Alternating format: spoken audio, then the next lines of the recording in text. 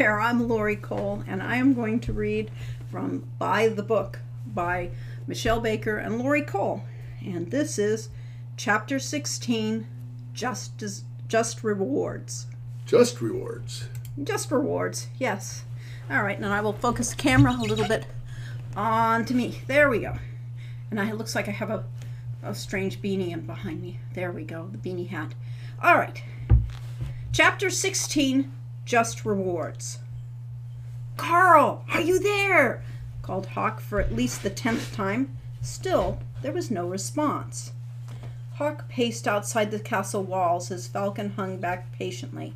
During the time they'd waited for Wolfgang to fetch the reward money back from the sheriff, Hawk had retrieved his newly mended backpack from Shima and studied the section in his hero manual on meeting local nobility.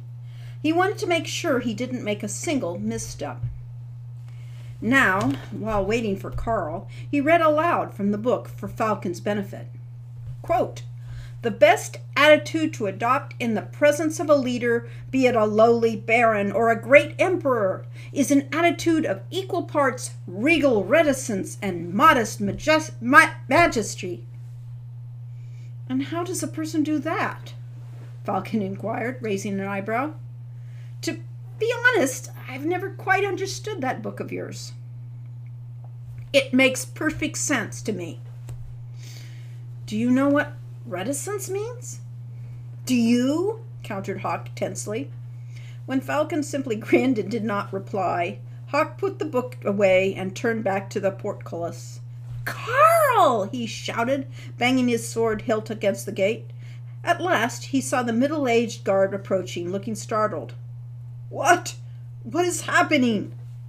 When Carl saw the two boys, he relaxed. "Oh, hello, Hawk. Hello, Falcon." He inclined his helmeted head slightly in greeting. "Give me a moment to open the sally port." Carl disappeared from the window, then reappeared below to open a small door near the portcullis. "You're going to work in the stables together today?"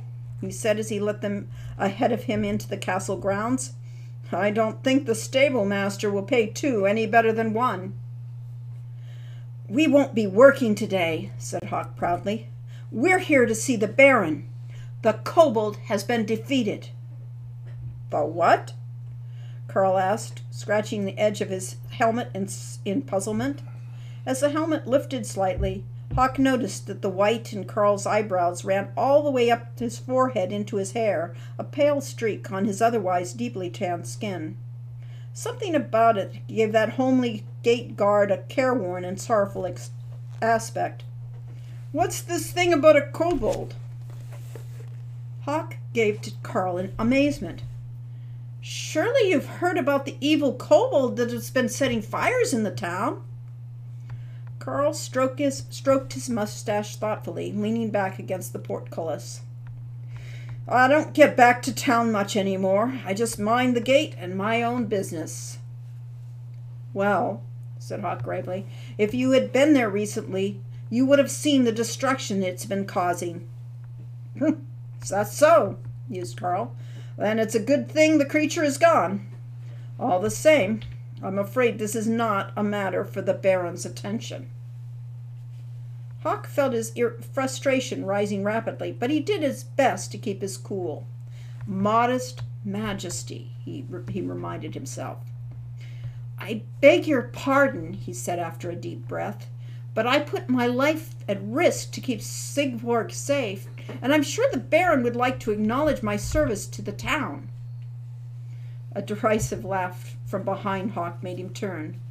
The Schiermeister stood nearby with his arms crossed, his face etched with contempt. "What is this I hear? You actually believe that a peasant boy from the mountains could do something of service for Siegburg?" Hawk saw Falcon bristle defensively and was unaccountably pleased. "For your information," said Hawk to the Schiermeister, "the sheriff thought it was a service. He gave us 10 sonnen for our trouble." Carl cleared his throat, obviously uncomfortable in the presence of the Schiermeister. 10 sonnen is a good bounty, Hawk, he said mildly. Unfortunately, though, a dead kobold just isn't enough to bother the Baron with right now. The troubles in Siegburg go far beyond a kobold, and there's nothing you or anyone else can do about them." Carl reached out and grasped Hawk's shoulder for a moment, his expression sympathetic despite his words. "I have to try," insisted Hawk quietly. "That's why I'm here. Maybe if the Baron knows that I'm helping in small ways, he'll give me something bigger to do." Carl just shook his head, his eyes sorrowful. "I simply cannot trouble the Baron over this small matter," he said. Hawk felt a rush of irritation. "You know, I have to wonder just exactly what the Baron's so busy with," he said. "It certainly isn't repairing the roads or hiring new guards or seeing that his horses are cared for." Suddenly, Carl's eyes hardened with righteous anger. "Do not insult our Baron," he said crisply. "Baron Stefan von Siegburg is the greatest man who ever ruled this valley." "Oh, wonderful," thought Hawk. "I came here to impress the Baron, and now I'm insulting him." "I'm sure the Baron is a great man," Hawk amended quickly with a slight flush. "But surely a great man can recognize bravery and skill." "Skill!" scoffed the Seermeister from behind Hawk. Hawk ignored him. Carl's eyes were chill and barren, but Hawk refused to look away. He had been hoping he wouldn't have to mention the bad news, but it looked as though he had no choice getting to see the Baron without it. "Carl," he said gravely, "I have reason to believe that it's the kobold who was responsible for Barnard's death." Carl went pale and then flushed. "It is forbidden to imply that the heir of Siegburg is deceased," he said stonily. "But doesn't the Baron even care what happened? Doesn't he want to know?" The gatekeeper stood firm. "Baron von Siegburg's sorrows are many, and there is nothing even an adventurer can do about them. My duty is to serve the Baron, not to distress him further." Carl said this with a note of affronted finality, then stalked back to his guard tower. Thwarted, Hawk wheeled to face the Shearmeister. "And as for you," he said acidly, "for your information, I've learned a lot since the last time you cheated me out of 10 monde, and none of it from you.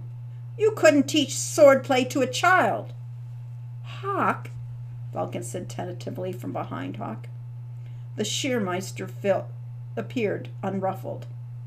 "I understand your need to place the blame on me," he said smoothly. "It must be difficult for you to accept that you are incapable of learning skills that I mastered at half your age." "What skills? The 4 guards, maybe?" Hawk whipped out his sword and executed them effortlessly in rapid succession. Ox, Vomtog, plow, fool. Having demonstrated he was certain perfect form, he hurled a gold piece at the weaponmaster's feet. "Just try to beat me this time. I dare you." "Hawk, don't!" cried Falcon. "Just watch me," Hawk said excitedly to his brother. "I studied all day yesterday. I know of all the strikes that counters each of the 4 guards. I can do this." "I think," said the weaponmaster, nostrils flaring, "that your arrogance deserves more than just a perfunctory defeat. Today I will crush you." "Show me," said Hawk fiercely. Falcon had to admit, deep down, he wanted Hawk to be brilliant. He always seemed so sure of himself. Could it be true? Could Hawk really be as extraordinary a swordsman as he believed himself to be? Falcon watched as the Shearmeister handed Hawk a wooden sword. Hawk stood ready, grinning with confidence, and Falcon held his breath. Within the first 3 moves, Falcon felt his heart sink to his boots. Hawk couldn't even see what the Shearmeister was doing. The older man played with him as a cat plays with a mouse, effortlessly deflecting his strikes and not even attempting to mount a counterattack. He just let Hawk swing away angrily, wasting his energy. Falcon couldn't watch anymore. Maybe now was a good time to see if the stables needed cleaning. Just because Hawk had plenty of money now didn't mean that the horses should have to sleep on dirty straw. "Well, there you are," said the stable master when he saw Falcon coming. "You're so late, I figured you bailed on me. Did most of it myself. I'll give you a mon, though, if you'll do Rawlings' stall." Falcon groaned inwardly, but what could he do? He looked around for a rake or a shovel to unlatch the stable door. "Hey, you should look out there," said the stable master, staring out into the courtyard. "That Shearmeister's got himself a pupil, a dull-witted one from the lick of it, and he's a dead ringer for you." "Can we not talk about it?" Falcon said, as politely as he could manage. He picked up a rake and headed for Rawlings' stall. "You should watch this," said the stable master. "It's hilarious. That kid may as well be waving a feather." "Really, sir?" "Ooh, right on the nose. But that kid's still fighting. Unbelievable." Falcon battled the sudden childish urge to plug his ears. Gritting his teeth, he approached the black stallion's stall and prepared to unlatch it with the handle of the rake, tensing to back away the moment the beast was free. Then he stopped. Something wasn't right. "Ow!" said the stable master. "Right in the eye! Too stupid and know when to quit, poor kid." But now Falcon was paying attention to Rawling, who was also paying very close attention to him. Not the usual kind of attention. His ears were pricked forward rather than laid back. His nostrils were flared, but softly, as though he were trying to breathe in Falcon's scent. The stallion gave a soft whinny and stretched its neck out over the stall door. "Ow!" the stable master was saying. "The kid got the wind knocked out of him. I think he's going to stop now." "No? Damn, this kid's a glutton for... Oops! Okay, he's flat on his back now. Hell's bells, I hope he comes back for another round. Most fun I've had all year." As Falcon cautiously extended a hand towards Rawlings' nose, the stallion reared up with a loud whinny and struck the stall door hard enough with both forelegs. To Falcon's dismay, the latch splintered and broke. "Watch out!" Falcon warned the stable master as Rawling pushed open the stall. Falcon backed into the corner quickly, but Rawling bolted directly toward him. Falcon pulled down the rake, preparing to whomp the horse on the nose if it tried to bite. Instead, Rawling just leaned over and snuffled Falcon's face. "Whew!" exhaled Falcon in surprise. "At least your breath is better than the bear's," he added nervously, holding very still. "Now don't you dare bite me." The horse nuzzled Falcon's neck with its soft nose, then started rubbing its head up and down on Falcon's shirt. "What the hell?" said the stable master, who had grabbed a shovel for defense. "When did you two become best buddies?" Falcon ran his hand along the side of Rawling's neck, overcome with wonder at the sudden warmth of the animal's hide and the sudden reversal of its disposition. "You're not so bad, are you, boy?" Falcon said, bewildered and delighted. He scratched Rawlings' forelock, and the stallion gave a snort of pleasure. The warm explosion of horse breath dislodged a puff of fur from the Falcon's shirt. Bear fur. Falcon stopped scratching and stared at Rawling. Sir?" he said to the stable master. "What? Aren't horses supposed to be afraid of bears?" The stable master scratched his head, producing a flurry of dandruff. "Yeah," he said, "especially that one, you'd think." As the stable master came closer, Rawling suddenly rolled his eyes and kicked out viciously, catching the stable master in the shin. The resulting stream of curses made Falcon's ears burn. Now that was more typical Rawling behavior. Falcon went around to the back of the stallion and placed his hand gently on the scarred flanks. The marks were exactly the same size as the ones on the cave floor. It looked as though the bear had leaped onto Rawling's back and then slid off, raking its claws all the way. And then in a flash, Falcon knew the way he so often knew things. He leaned against Rawling's neck, burying his fingers in the stallion's tough mane for support. what he didn't know made any sense. He knew it didn't make any sense, but every fiber of his being told him that it had to be true. The question was, should he tell Hawk what he suspected? Or would it just get Hawk into more trouble than he could handle? Okay. So now what?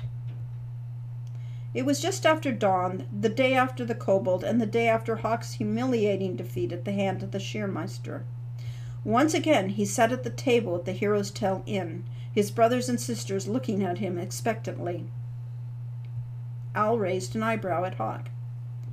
You don't have anything on the agenda for today? Defeating the kobold was my plan, said Hawk. Done that. Now what? There was a long pause as the other three just stared at him. He knew he looked a fright with 2 black eyes and a swollen nose, but it seemed stupid to waste healing salve just for the sake of vanity. He'd had worse. There are still a lot of things that need to be done around here, said Falcon. Like what? Said Hawk. Dishes, laundry. With all that gold, Wren said excitingly, you can get all the sword lessons you want. Hawk suppressed a shudder at the thought. Al tented his fingers thoughtfully.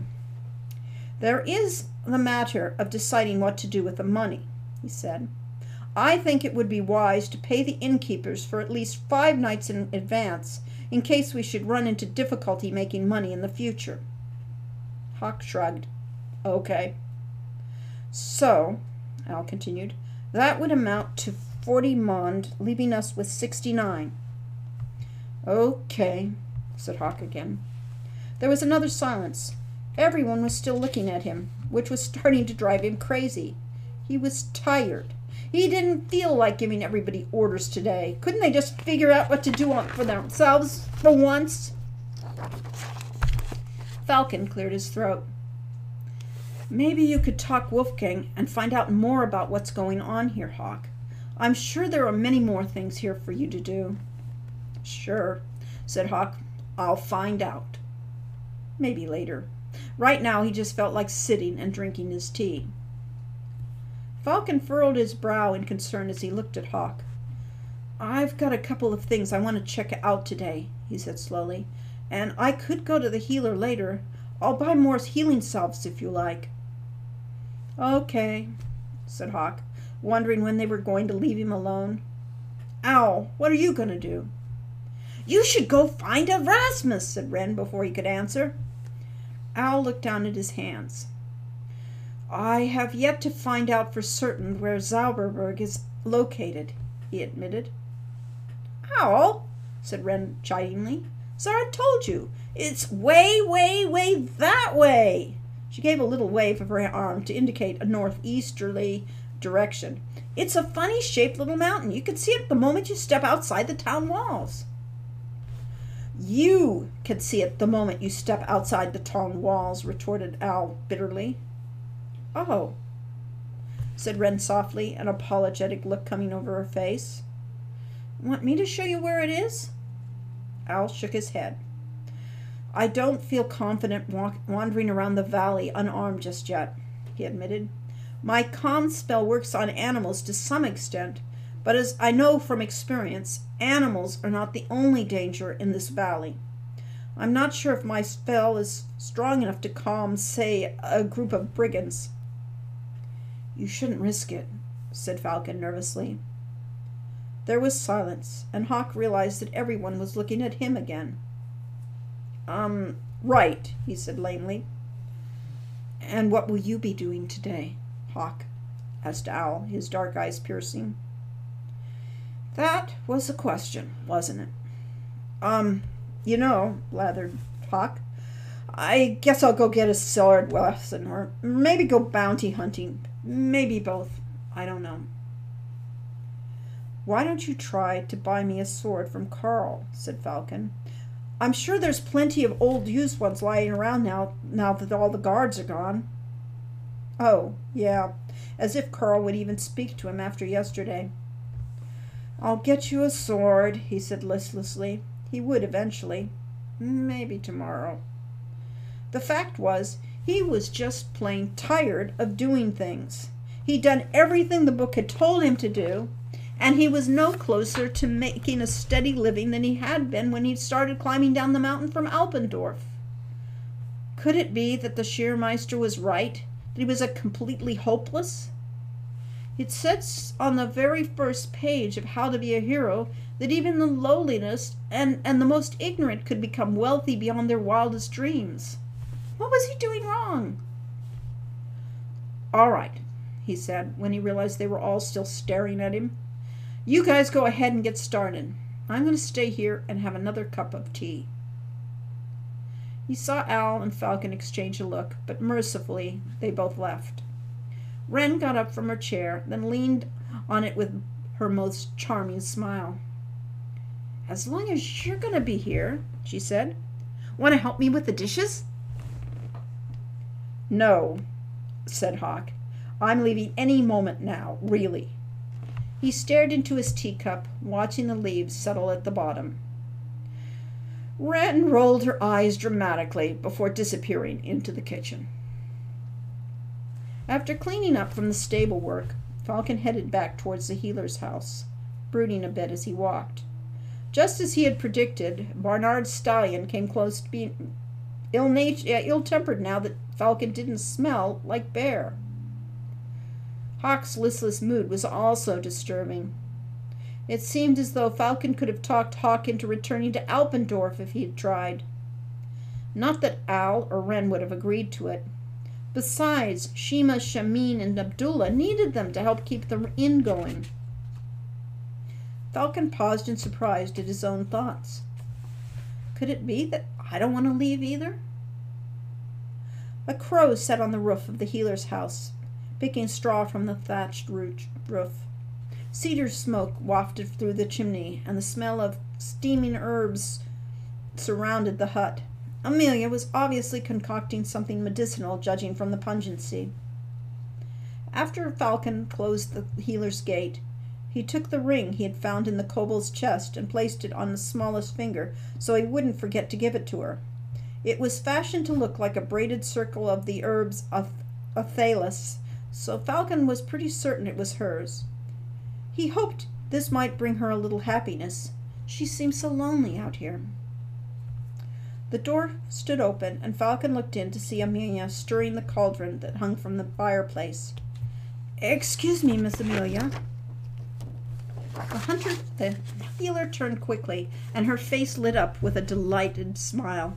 "Why, Falcon, hello!" Then she stopped, putting her hands on her hips in mock severity. "I told you twice before. It's just plain Amelia." "Amelia," he corrected himself, suddenly feeling shy. What was it about her that made him feel so awkward? Usually he could talk to anyone about anything. I don't mean to take up much of your time," he said, staring at the hole in the toe of his boot. "But I was wondering if I could ask you some questions." Amelia hung the large wooden spoon on a nearby hook and came over to his side. "I would be happy to share any knowledge that I might have. I was wondering, do you know anything about magic that turns people into animals? I mean, can such things really happen?" Amelia took a step back, looking troubled at his words. "Oh, that's a rare sort of magic, and a dark one. One hardly hears of it outside legends. Why do you want to know about such things?" Falcon looked for a moment at Amelia's plain, earnest face, and decided she wouldn't laugh at him if he told her. "I think that the bear I spoke to you about might be enchanted. I just wasn't sure that was possible." Amelia crossed her fingers as if to ward off evil. "I can only hope not. However, when it comes to enchantments, I do have a few tricks up my sleeve." Amelia walked over to a shelf and pulled down a large book, laying it down on the table. "What do you mean?" said Falcon eagerly. Amelia carefully turned the pages of the book, scanning each one as though searching for something specific. "Ah!" she exclaimed suddenly, pointing to a page. "There it is! Dispel potion. What's that? Amelia started to read aloud from the book. The potion of dispel can be used to break any enchantment cast upon a person. Let's see. Oh my, what an ingredient list! She looked up at Falcon, disappointment clearly written on her face. I'm afraid I can't be much help to you. I haven't got any of those things. What kind of ingredients does it take? Falcon asked. Perhaps I can buy some in the town. She shook her head, perusing the book again. I'm afraid not, she said. It says here, elemental magics of earth, air, fire, and water, substance of the enchanted being and of the unenchanted being. Oh, Falcon said lamely. I guess they wouldn't have any of that in the dry goods store, would they? Amelia flashed him a brief smile, then turned to studying the page. No wonder these potions aren't common, she observed. Falcon thought for a moment. My younger brother is studying magic, he said. Maybe he could help. It is possible, I suppose. Amelia looked doubtful. However, most true elemental magic is found in nature. The magic that humans study tends to be more based on concepts and abstractions rather than primal elements. What would a primal element be, then? Something occurring naturally. The Eichenfrau possesses such strong earth magic, for an example. What about something like Arana's Peace? Even Arana's Peace was created by a spellcaster, and it's not natural magic as such. She paused for a moment and thought. But because Arana was half Fae, it may have traces of that innate magic. Fae? Amelia smiled. Sorry, another word for fairy. Different fairy folk tend toward different elemental magics. Nixies for water magic, pixies for air, and she shrugged. Whatever pleases them. You said yourself that the Eichenfrau lives in this valley, Falcon said. And Al says that this is a place that's very strong with magic. Maybe the other ingredients can be found here as well. I suppose it's possible, said Amelia, studying Falcon thoughtfully. Pixies, for example. I know there's a fairy ring around here somewhere. Earth, air, fire, and water, Falcon mused. That much I can remember. About those other ingredients you mentioned, you mean that the dispel potion needs something from the person both before he was enchanted and afterwards? Exactly, said Amelia, which seems odd. How is one to do that unless one knows in advance that a person will be enchanted? She shrugged. Falcon sighed. Well, I'm just happy to know that there is such a thing as a dispel potion. Amelia looked at Falcon with concern. Do be careful, Falcon. Enchantments of any kind are not things to be taken lightly. There are more ways to enchant a person than by changing his shape, and those that do such things are not wisely trifled with. Could a kobold done it? Asked Falcon hesitantly. Amelia shook her head decisively. No, to transform living flesh is a serious dark magic. Only a handful of spellcasters in history have ever been accredited with such an ability. What about the Archmage Erasmus? Amelia frowned. Well, it's possible that he could. I seriously doubt that he would. Amelia looked uncomfortable for a moment, then sighed. You heard about the curse on the valley. Yes, but I wasn't sure what to think about it. Well, the person responsible for placing the curse years ago, began Amelia in a strange, careful, roundabout way, definitely had these sorts of dark abilities. So it wouldn't surprise me if the other traces of mischief left behind by the same individual.